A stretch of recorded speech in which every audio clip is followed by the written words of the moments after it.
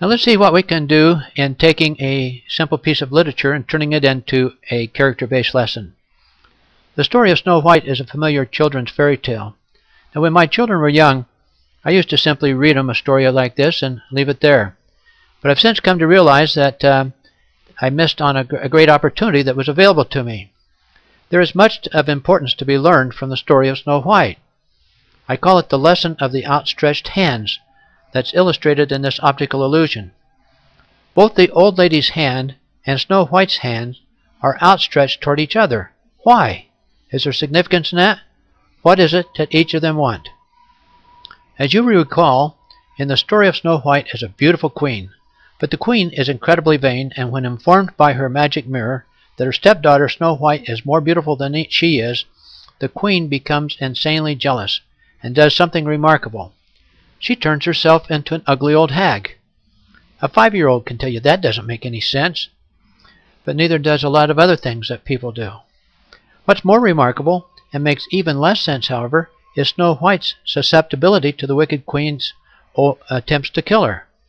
We think of Snow White as an innocent victim, but here's a girl that's having trouble learning from experience. She knew the queen was trying to kill her. The dwarfs had warned her to beware of strangers, and still she gave the old lady 3 different opportunities to kill her. First was the lace the old lady wrapped her in so tightly she would have died if the dwarfs had not saved her. Then there was the poisoned comb, and finally the poisoned apple. A simple optical illusion can help young people appreciate why Snow White was so vulnerable to the wicked queen's attempt to kill her.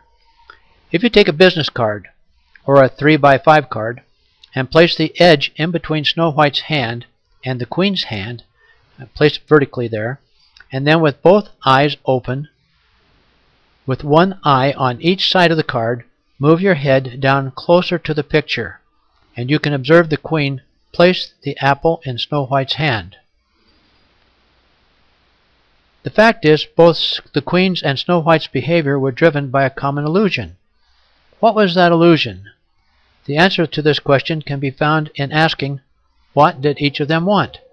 And what reasoning process did each of them use to justify attempting to get what they wanted? Once children understand this, its message becomes relevant to them, perhaps even to ourselves. Most of us don't know wicked queens, and so we don't pay much attention to them.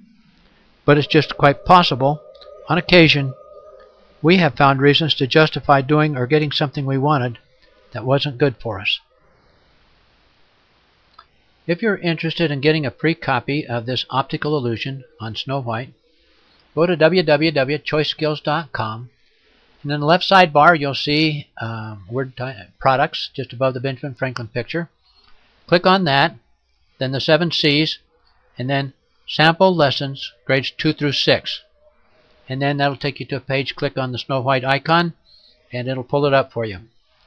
Now if you found this video helpful and would like to receive others in the 10 video series on character-based learning, you can also do that at choiceskills.com, and I invite you to do so.